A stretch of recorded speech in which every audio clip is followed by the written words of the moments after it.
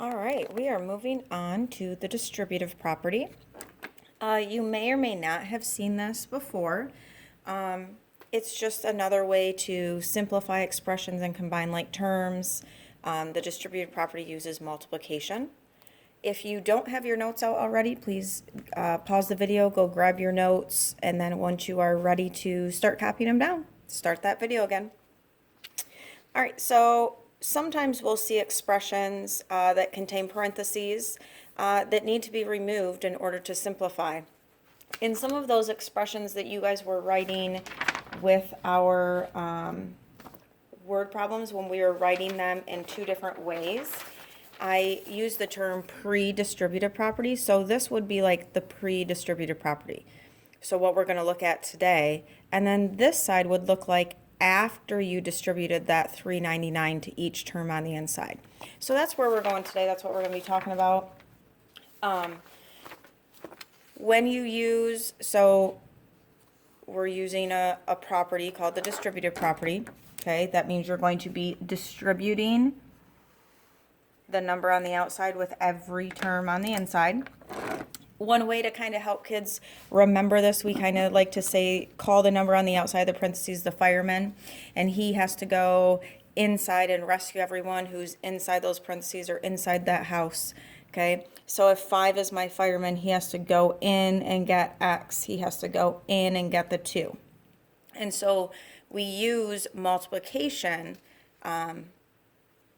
to go in and get everybody. So a number bumped up against parentheses, so like this 5, is going to be multiplied by each term on the inside. So that's really important.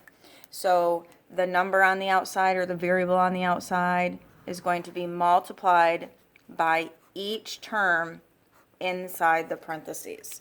So everything needs to get multiplied. Everything needs to get saved. All right, so we're just going to start with looking at some examples, and feel free to pause the video along the way, get this stuff written down. Please do not just try to rush through the video and get it all down super quick, because sometimes that doesn't really help you understand the material very well. So you might need to pause, you might need to rewatch some stuff.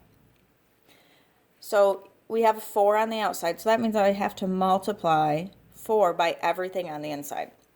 So our little fireman's going to go in and he's going to get that X, and 4 times X looks like 4X because that says 4 times X.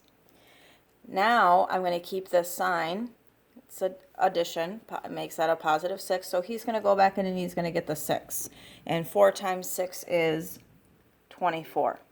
So we also have been talking about combining like terms. So once you apply the distributive property, you always want to make sure, can this be combined? Is there anything we can put together to make that smaller? And it isn't. These are not like terms. So this is my final answer. All right, so let's use the 3. So my 3 is going to go in, and 3 times X gives me 3X. This is a positive. That's like a -7 or -7, so I'm just going to bring that down. 3 has to go in and get the 7, and 3 times 7 is 21. So my final answer is 3x minus 21, because those are not like terms. I cannot combine them. All right, go ahead and I want you to pause the video in a second, and I want you to try this problem and then restart it and see if you got it correct. Okay, go ahead.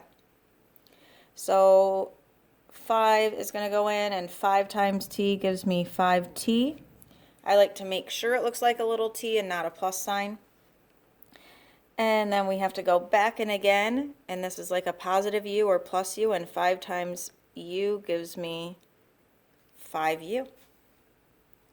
All right, 10 is going to go in. Now this time that my variable has a coefficient, and that's okay. You're just going to multiply the actual numbers and then just keep that coefficient of or keep that variable of y with your coefficient. So 10 times 3 gives me 30, and I'm going to keep my variable. Now we're going to go back in again, and that plus 9 is like a positive 9, and 10 times positive 9 gives me a plus 90 or positive 90. These cannot be combined anymore. They do not have like terms.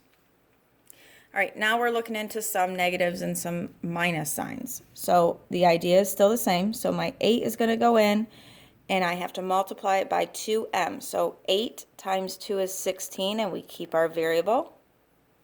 Now my 8 needs to go back in, and that minus 3n makes it like a negative 3n.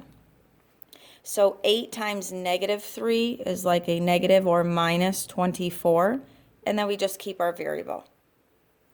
Because these are not like terms, I cannot combine them. So this is my simplified answer.